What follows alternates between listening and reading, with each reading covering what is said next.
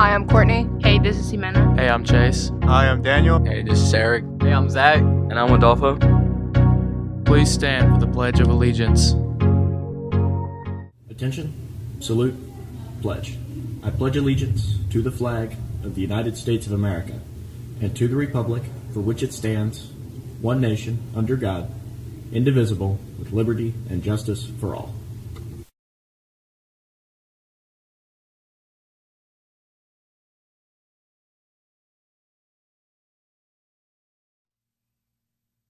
Good Friday morning. Welcome to Friday at Loudon High School. Here are your announcements for today, Friday, September 10th, 2021. Today is not a football Friday. Why is that, Top? Well, I don't know. We started a little slow last night. I don't know what happened. Oh, okay. Well, we did. It's not a football Friday because we had a game, but let's talk about that before we congratulate the kids. That's what I was going for. Yes. We had a slow start. Is that coaching, or how do we explain a slow start to Gatlinburg Pittman? If you weren't there last night, we went down 7-0, and then they got the ball back and were prepared to make it 14-0. No, we overcame that, but I was concerned maybe with the mental state of the staff getting things going the a little coaching faster. staff. Yeah, that's exactly what I'm talking about. Does that start with anybody? Well, in it always particular? comes from the head down. That's all I'm saying. Well, nonetheless, we'll move on. Congratulations to the Redskins on their beatdown of a good Gatlinburg Pittman team last night. This moves the Redskins to 4-0 on the season. Great job to all involved in putting on a great show last night. And that includes band, ROTC, and everyone else involved in that. Right on. Congratulations to the volleyball team on their straight sets win over Kings Academy last night. Excellent job, Lady Redskins. And finally, congratulations to the Redskin golfers as they took down Lenoir City last night in their match at Lambert Acres. Always great to beat the Panthers. Absolutely. Come to think of it, I believe that makes us 3-0 against Lenoir City so far this year. That brings us to tonight in the last fall sport to have a Battle of the Bridge. That's right. The Lady Redskins soccer team will take on Lenoir City here at LHS. Kickoff is set for 6 o'clock tonight. Come out and support the Lady Redskins tonight in their quest and our school's quest to take down Lenoir City once again. Good luck tonight, ladies. By the way, guys, girls, I hope we remember the expectation for fan behavior. If you do go tonight, especially for Lenoir City games, we tend to get wild during those games. Cheer, but let's don't lose our mind. Okay, let's have a good Friday night. There will be an FCA huddle today in the auditorium at 11:25. Everyone is welcome to attend this huddle session. The cross-country team is still looking for volunteers for their home meet on Thursday, September 30th. Please see Coach Atkins to get signed up. Help her out. The cross-country team is racing this Saturday morning in Knoxville. Best of luck to our runners. If you're on the cross-country team, your lunch orders and money are due to Coach Atkins today. Attention students, the Key Club will be hosting a bake sale Tuesday. That's this Tuesday during lunches at the concession stand. That's the main hall concession stand. Bring $1 for a treat. And for Miss Sin, I'll say it. I told her I wouldn't, but holla for the dollar. No, I like it. Yeah, I'm sure you do. Yes, sir. That impresses you. Yeah, I'm very impressed. All right, so we don't want to get too somber here, but this is an important day. We've brought Top. We call him Top. This is Master Sergeant Dukes. Yeah. As he is known here, he is a legend in my opinion here, and of course the opinion of Coach Herrig and all of the others that Top touches on a daily basis. Tomorrow is the 20th anniversary of the 9/11, September 11th terrorist attacks on several different areas of our country, and it is well chronicled on television. You can see it anywhere, and I encourage you guys, educate yourself. Get Absolutely. On any of these history channels, A&E, National Geographic. A lot of these networks, yep. even the normal 6, 8, 10 networks, are having a lot of 9/11 coverage. None of you were alive during that time, so it's important that you know it wasn't that long ago. So with that, I'm going to turn it over to you to tell us about 9/11 and how we should remember that. Well, I'll just start out with this. That when I was growing up, our 9/11 was Pearl Harbor, believe it or not. And I wasn't born during Pearl Harbor, but it was just as somber and just as, we lost a lot of people during Pearl Harbor. We lost more in 9/11. And so I'm just giving you a little timeline how this happened. There's so much information, it's overwhelming. So I have to put it in small bites to kind of get it across to you. I will just say that we should always remember things like this that happen to our country. We should always remember. We can't forget. History is very important, and it helps us to look to the future. It really does. So on September 11th in 2001 at, 8:46, an American airline flight flew into the North Tower of the World Trade Center in New York City. Later on at 9:03, another United Airlines flight flew into the South Tower. Now it's you've got to see how huge these towers are. It's unbelievable. At the time, they were the largest buildings in the world. At the time. At first, folks thought that the first hit on the North Tower was an accident.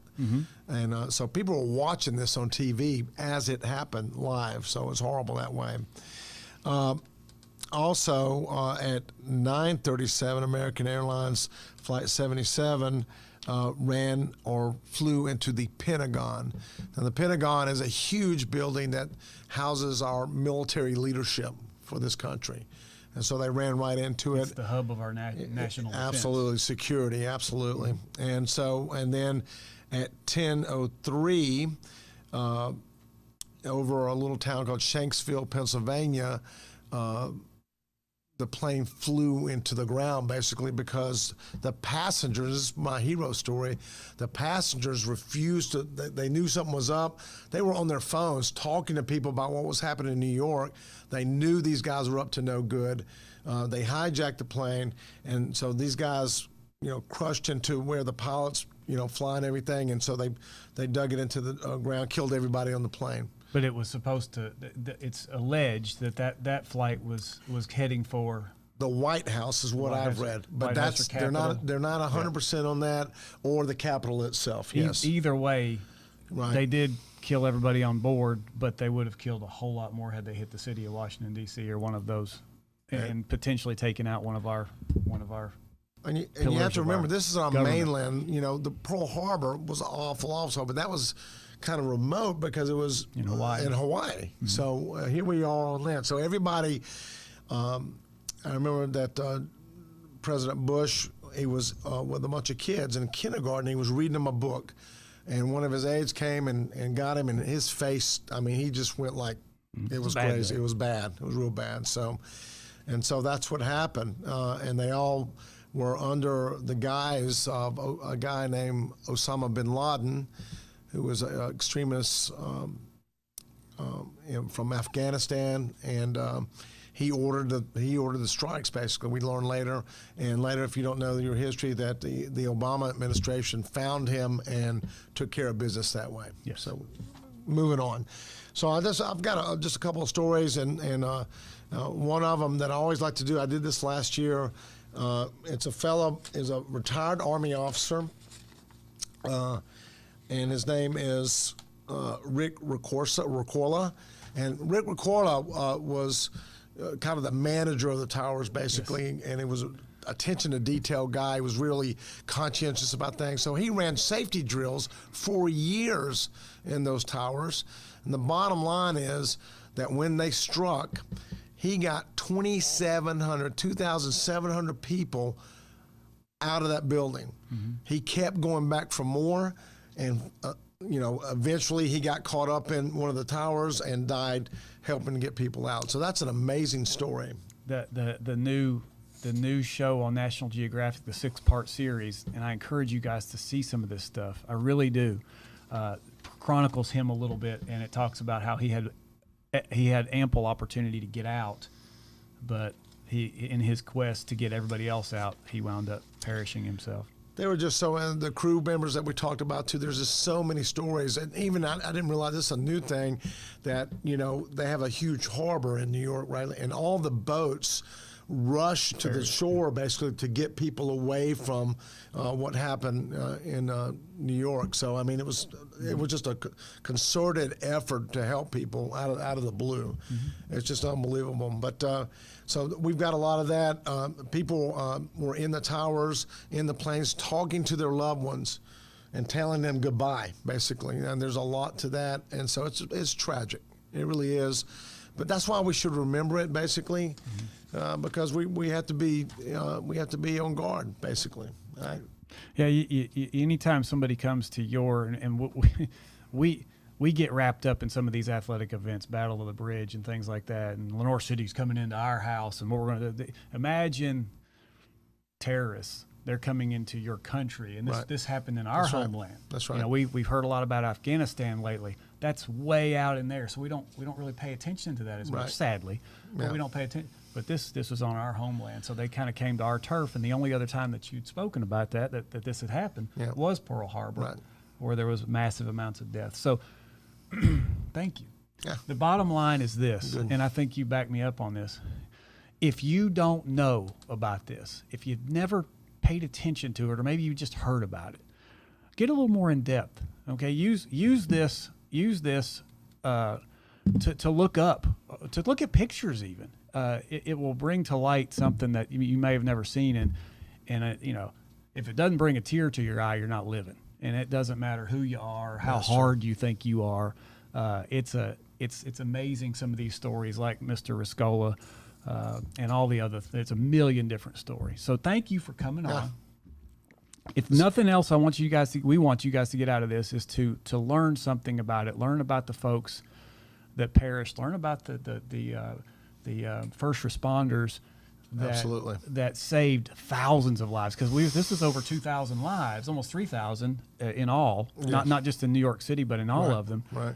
But it could have been 10,000 had the first responders not acted as they did, and most of them perished as well in their efforts to save. So anyway, I hate to bring a somber note to our Friday, but let's remember those that gave their lives for us, and those that continue to fight for us in armed forces and with the first responders.